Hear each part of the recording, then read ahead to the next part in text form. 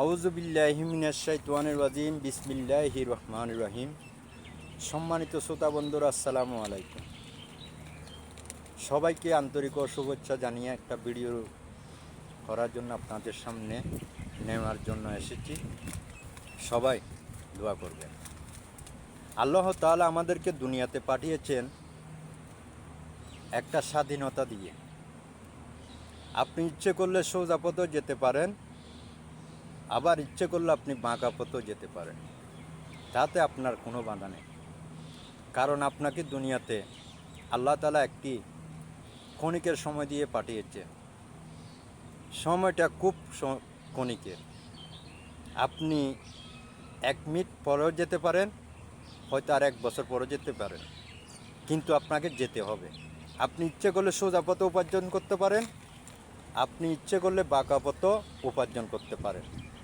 এখন প্রশ্নটা হলো, আমরা সবাই জীবনে অনেক কিছু খাই, অনেক কিছু করি, সবগুলো করার মতো জ্ঞান আল্লাহ তাআলা আমাদেরকে দিয়েছেন। কিন্তু কাল হাশরের ময়দানে আল্লাহ তাআলা আমাদেরকে জ্ঞানের বিচার করবেন। 18,000 মাখলুকাতের কারো বিচার করা হবে না। শুধুমাত্র আমরা জিন ইনসানের বিচার আল্লাহ তাআলা সামনে না দিয়ে কেউ এক পাও সামনের দিকে যেতে পারবে না। সুতরাং আমি বলবো, দুনিয়াতে জীবনযাপন যাই করেন, কিন্তু আপনারা সব সময় পরকালের চিন্তাধারা করে জীবনযাপন করুন। আমি বারবার আমার ভিডিওতে অনুরোধ করি সবাইকে পরকালের চিন্তা করার জন্য, কারণ পরকাল হলো একটা বিশাল দুনিয়া, যেখানে